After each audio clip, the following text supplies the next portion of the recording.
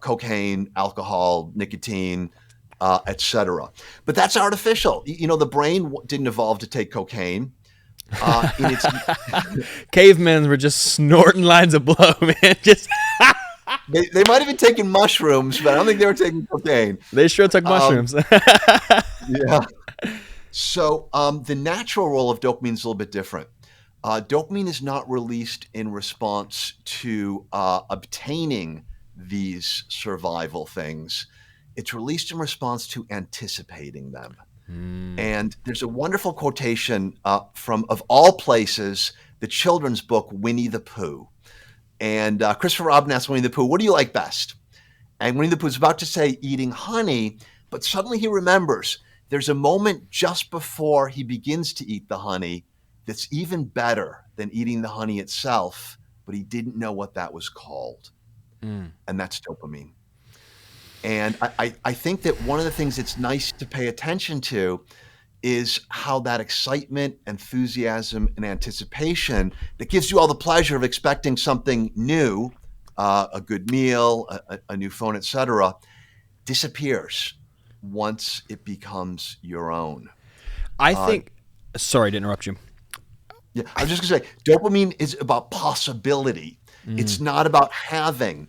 And when something that's possible turns into something that is in reality, dopamine is no longer working in the brain. And when it shuts off, that satisfaction you're expecting can actually turn into disappointment. Buyer's remorse, for example.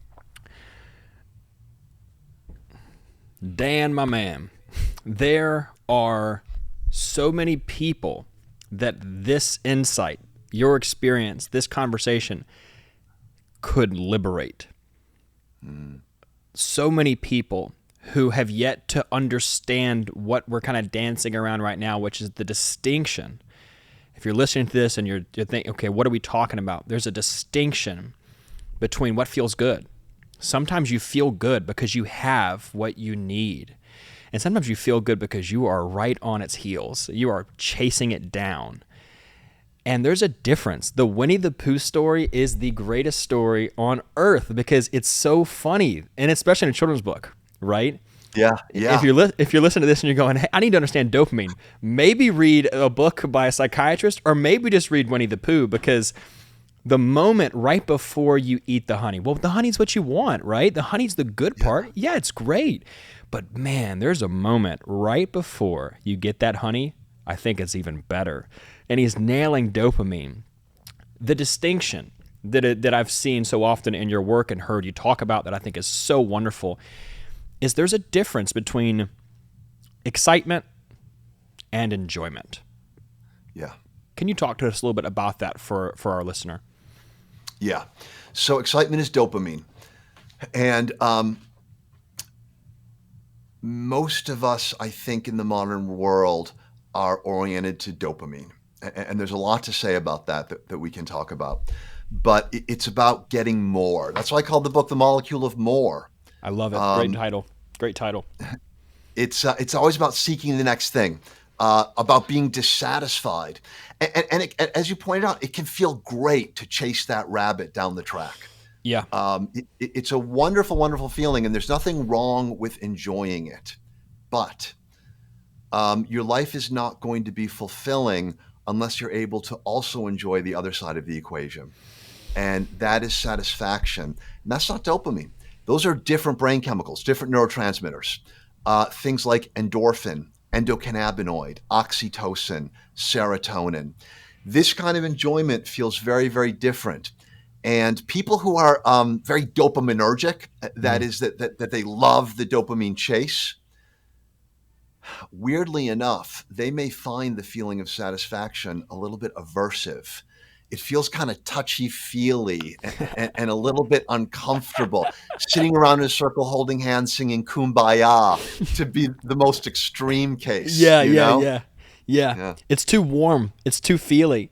I know that difference makes a lot of sense in my own life. Personally, I've struggled a lot with sex addiction and work addiction.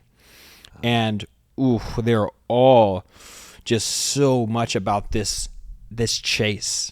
the next lover, the next person, the next hookup, the next business deal, the next client you sign, there's so much anticipation that having it is like an obstacle. Yeah. Having to actually close on the deal is getting in the way of you picking up the phone on the next one.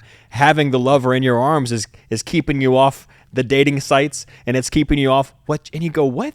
Like, there's something Boy, weird isn't that about horrible? this. I would rather be on the dating site than have this woman in my arms. And I think that, yes, absolutely. I think that is I think that is the thing that is happening to a lot of people. They just haven't yet found it out. They go, I love doing Tinder. I love internet pornography. I love being a workaholic. And yes, maybe you're caught up in the first phases of it when it's all exciting, but you do have an appetite for satiation that is a very real thing. And if you ignore it for long enough, it'll come back, Carl Jung type stuff. It'll come back saying, we're going to cut it off. No more workaholic, no more sexaholic. The dick doesn't work. You don't care about emails. We are coming back to the sensory percept. We're coming back to our body. And I just hope that you wonderful, wonderful people of Let's Keep Talking. Thanks so much for checking out this episode. The people listening to this episode, watching this episode, if you can hear what we're tinkering with right now, it's this idea of endless pursuit of more. And that at some point, not feeling in your body good, not feeling satiated. And it's not at all to say you shouldn't. It's not at all to say, dude, don't go be dopaminergic. Don't go have goals.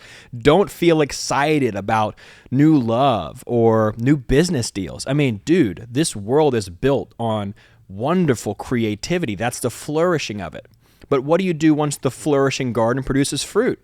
What do you do once the thing that you created in this world, you saw the future and you pursued it through the dopaminergic pathways? What do you do once you have it? And there's so many people that they get to the next person on Tinder, and by the second date, it's not interesting. And they're unhappy, Doc. They're unhappy about that. They're going, what the fuck is going on? Well, here's what's going on. You are great at pursuit. You suck at having. You're great at getting, but the having mechanisms you suck at. But there's good news. You can get better at it. I had a patient with sex addiction that I think illustrates this point perfectly. He wanted to have a long-term relationship, but he couldn't because he would date women, and as soon as he slept with them, he lost interest in them. As soon as they kind of said, yes, I will be your girlfriend or something like that, he was no longer interested. It got worse and worse until the point was he would be in a bar and ask a woman if she wanted to come back to his apartment. And if she said yes, dopamine turns off, he loses interest. He wants to sneak out the back door. He no longer wants to take her back to his apartment. So he wasn't even having sex anymore. Yeah. Yeah. That's and that is the interesting, that's the whole point. It's that you're a sex addict and it's nothing to do with sex.